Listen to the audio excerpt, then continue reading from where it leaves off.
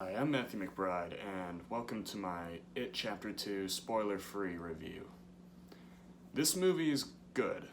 It's not perfect, but very few movies are. It's not as good as the first one, but it's still a very successful movie in the horror genre. This movie is cast perfectly. Like, Bill Hader in this movie picks up right where Finn Wolfhard left off. All these characters, every actor that was chosen could be that kid grown up in 27 years. It was truly amazing. It was like you never left those characters, but it had been 27 years. They hadn't seen each other in years, but those bonds were still there, and it was just really great to see them back on screen again.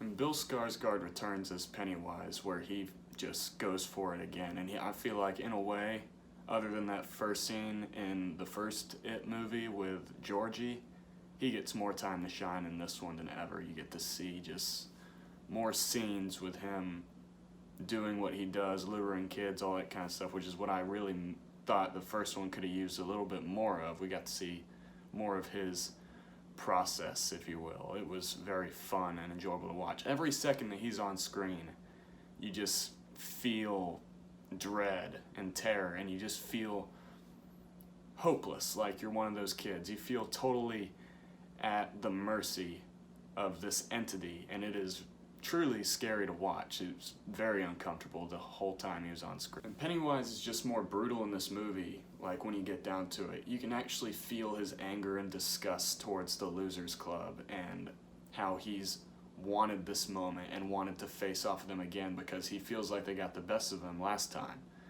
This time he feels like he's more well prepared. This movie really is a perfect companion piece to It Chapter 1 in the way that it just picks up immediately from where it left off. It's like the movie never ended. It was just an intermission for the last couple years, and it is great. It is perfect.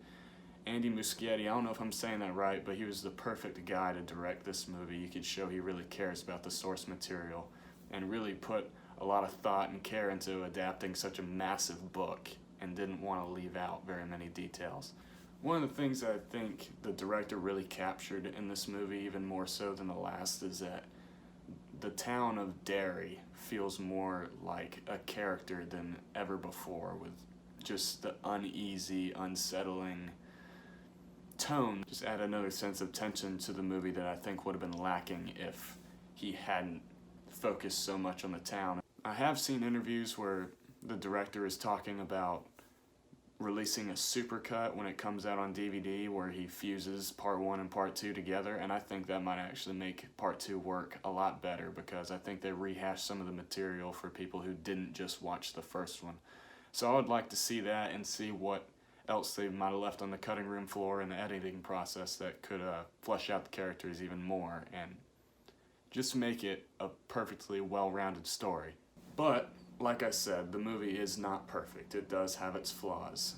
It is definitely too long, coming in at 2 hours and 49 minutes, and I really think that could have been shaved down by 15, maybe even 20 minutes, because it does start to feel the runtime towards the end. While it was great to see the kid actors return and reprise their roles from the first one, I do think that it might have been used a little bit too much. There was just a little too much of them in the movie, and I think they could have been cut down a little bit more with their roles in the movie and focused more on the present. It's my major negative with the movie, and book purists will probably yell and scream if they heard me say this, but the ending just doesn't entirely work for me. And I know that's how the book goes. I've looked into it and all that kind of stuff, but it didn't feel right for the movie.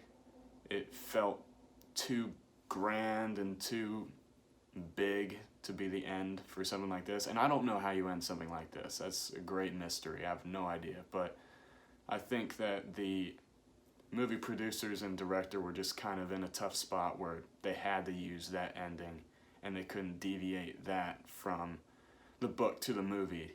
It probably would have had a lot of people up in arms that think that book is perfect.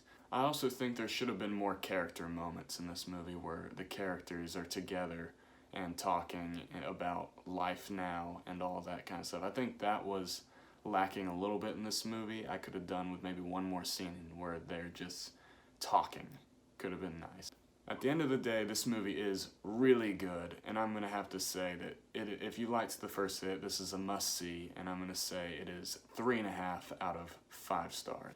If you like this video, make sure to like, comment, and subscribe, and I'll see you in the next one.